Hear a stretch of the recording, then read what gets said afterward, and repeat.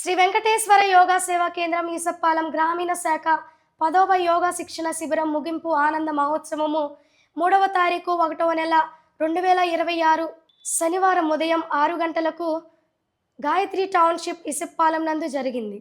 ఈ కార్యక్రమంకు ముఖ్య అతిథులుగా బత్తుల మురళి మరియు బోధకా యోగచర్యులు జల్లి శ్రీనివాసరావు నందనయోగి గురూజీ హాజరై ప్రసంగించారు. ఉదయం 6:30 జ్యోతి ప్రజ్వలనతో కార్యక్రమాలు ప్రారంభమయ్యాయి.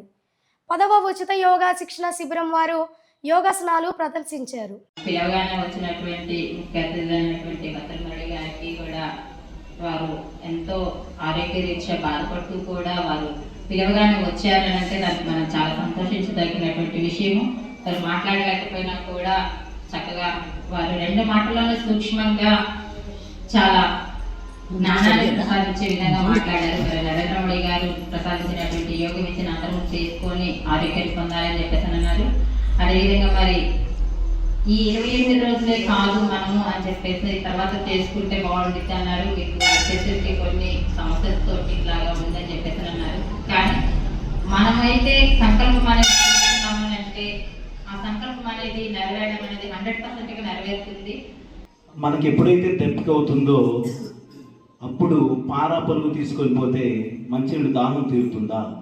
గాలి చిచ్చు పైకి ఎగరిన వేళ దప్పికొనికి ఇప్పుడు అంటే జలంబు గోరి తత్తరము త్రవినం కలదే దాశరథి కరుణా పయోనిధి అంటే ఇప్పుడు గాలి చిచ్చు పైకి ఎగిరింది. అప్పుడు ఆ మంటలార్పడానికి మనం బావి తవ్వి ఆ నీళ్లు తీసుకొచ్చి మంటలు ఆర్పగలమా? లేదు.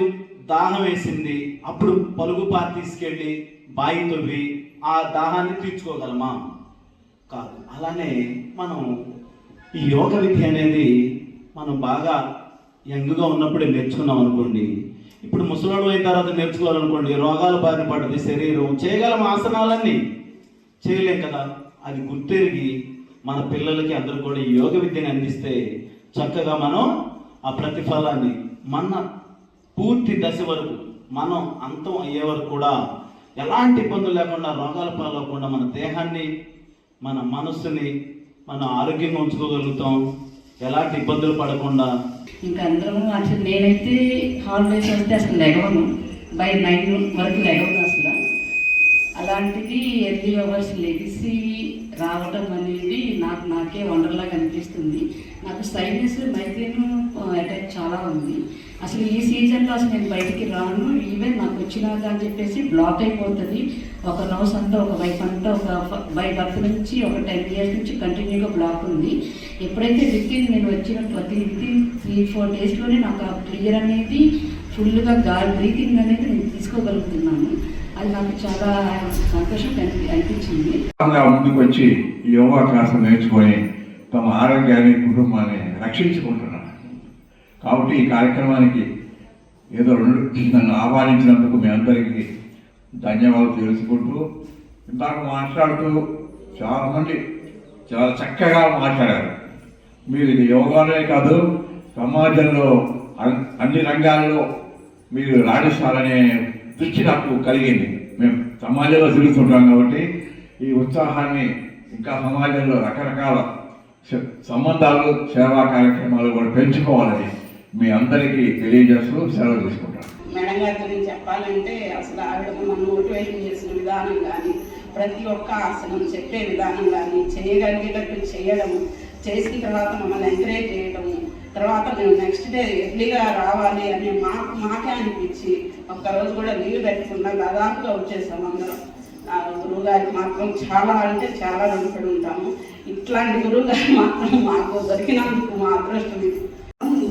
యోగా చేశాను, కానీ ఇప్పుడు మళ్ళీ అవకాశం వచ్చింది. అప్పుడు ఏంటంటే నేను బాగా సైనస్ ప్రాబ్లం తోటి ఆపరేషన్ దాకా వెళ్ళిపోయాను అప్పుడు.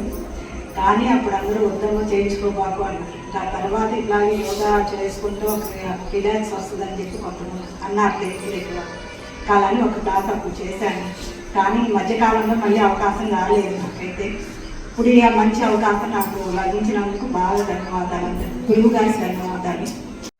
పిల్లలు నాకు 2 చిన్న పిల్లలు, ఇంకా కుదరలేదు ఎలా అనుకుంటే అక్క ప్రపోజల్గా రామ్మా ఇలా వస్తున్నావు అంటే ఇంకా మా వాళ్ళతో ఇంకా కలిసి జాయిన్ అవ్వడం వల్ల కొంచెం నేను మెడిసిన్ ఇప్పుడు ఆపేసాను. ఇప్పుడు క్యూర్ అయిపోయింది. నాకు చాలా ఇబ్బంది లేకుండా ఉంది. అంతా గురూజీ దయ వల్ల కొంచెం దగ్గరకు వచ్చి చెప్పడం, ప్రతిదీ విమర్శించి చెప్పడం అనేది చాలా ఆనందంగా ఉంది. చాలా థ్యాంక్స్ అండి అందరికీ.